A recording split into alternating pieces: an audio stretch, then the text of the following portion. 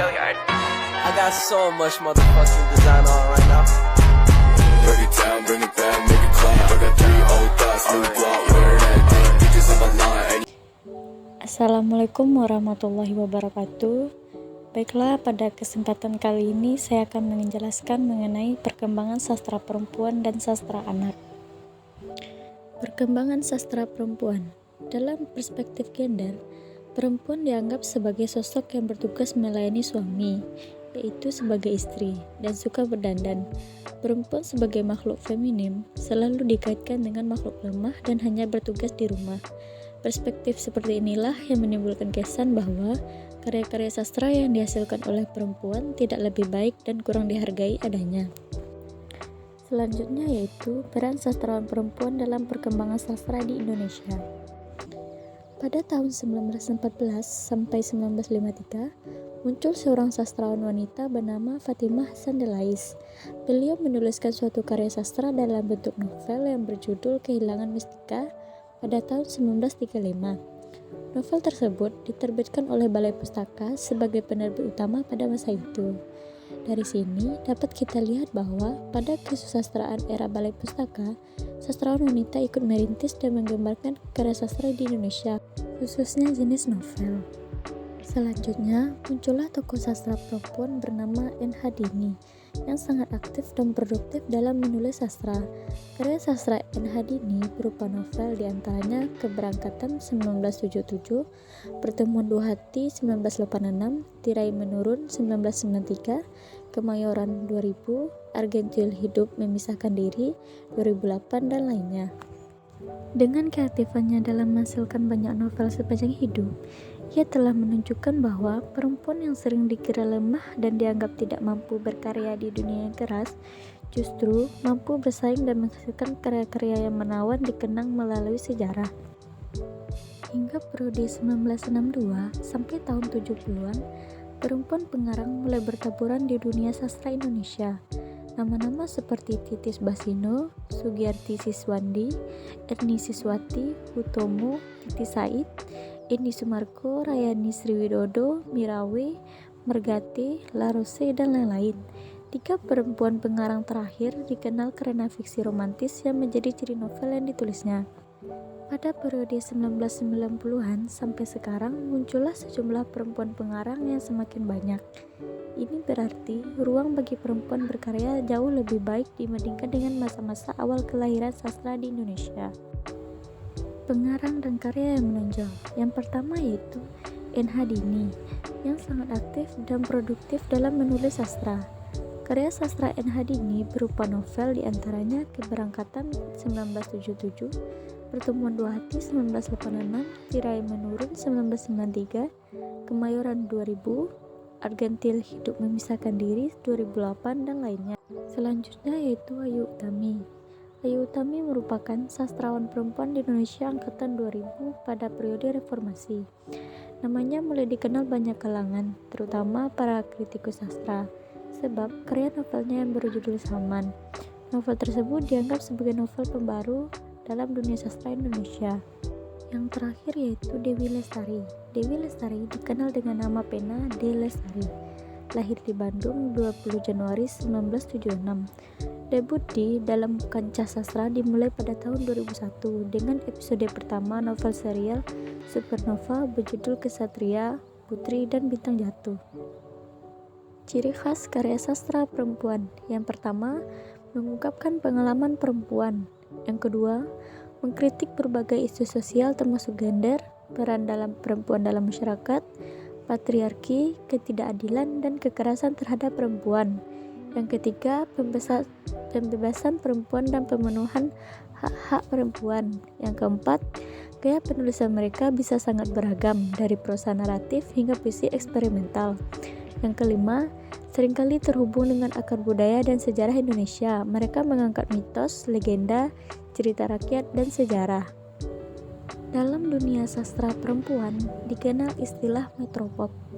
Fiksi metropop adalah karya sastra yang mengangkat cerita tentang masyarakat urban menengah yang tinggal di kota-kota besar dengan segala sisi kehidupannya. Disajikan dengan gaya bahasa pop, fiksi jenis ini kebanyakan digemari oleh kalangan pembaca usia muda karena kalimat yang digunakan mudah dicerna. Ciri-ciri fiksi metropop adalah 1. Tema cerita mengangkat tentang kehidupan di perkotaan yang modern. 2. Memiliki ending yang realistis seperti kehidupan nyata.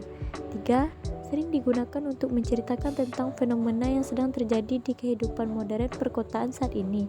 4. Menggunakan gaya bahasa yang sedang populer. Selanjutnya dikenal juga istilah ciklik.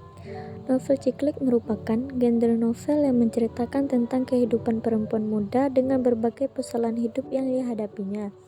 Tema yang biasa diangkat dalam novel ciklik dapat berkisah tentang karir, percintaan, atau kehidupan pribadi lainnya yang memperlihatkan kemandirian. Ciri-cirinya yaitu 1. Bercerita tentang kehidupan perempuan muda yang modern. 2. Tema cerita yang mengenai perempuan yang berkarir, tentang cinta atau kemandirian seorang perempuan. Ketiga, latar belakang lokasi dalam novel biasanya berada di kantor, restoran, kafe, maupun di rumah atau kamar tidur. Sastra anak. Sastra anak di Indonesia mulai berkembang pada tahun 1945. Anak-anak mulai mengenal cerita yang mengandung unsur didaktis. Cerita anak yang berkembang seperti dongeng, buku cerita, buku terjemahan dari luar negeri. Pada tahun 1945, buku bacaan anak dianggap kurang memadai.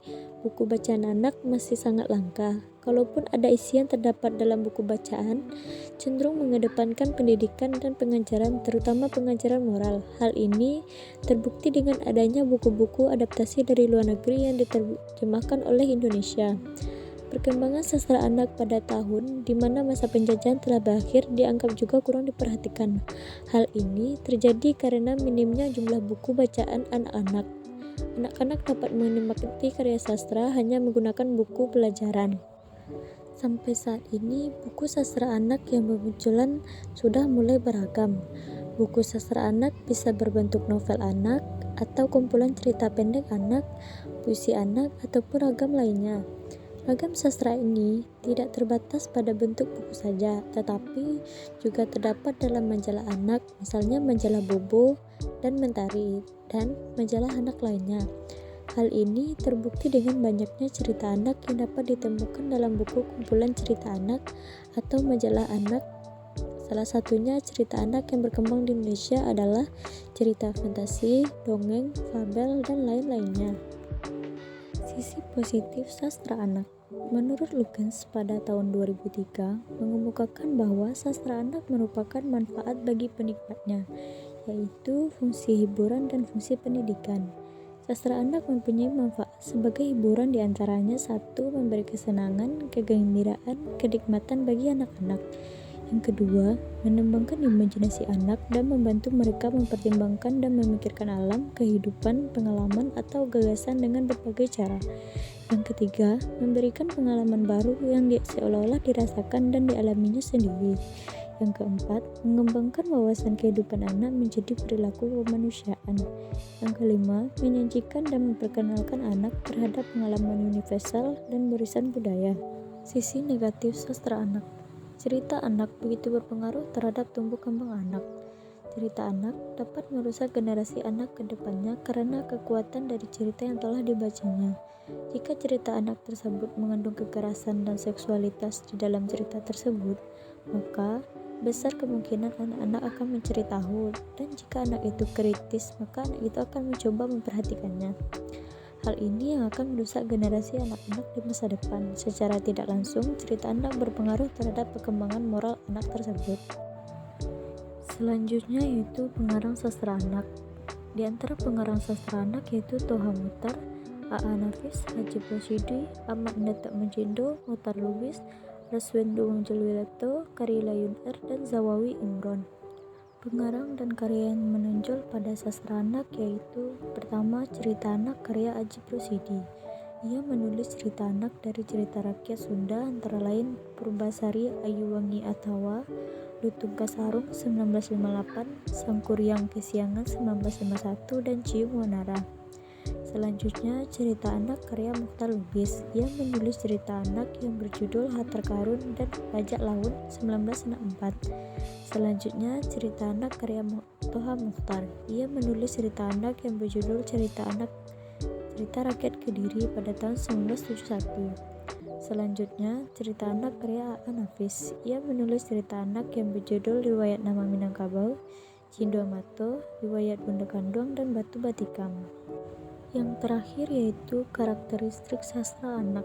Yang pertama, alur cerita tidak berbelit-belit. Yang kedua, menampilkan tokoh cerita dengan teladan yang baik. Yang ketiga, bahasa yang digunakan mudah dipahami. Yang keempat, latar cerita berhubungan dengan lingkungan anak. Baiklah, hanya itu yang dapat saya sampaikan. Semoga bermanfaat bagi yang melihat dan mendengarkan. See you on the next time.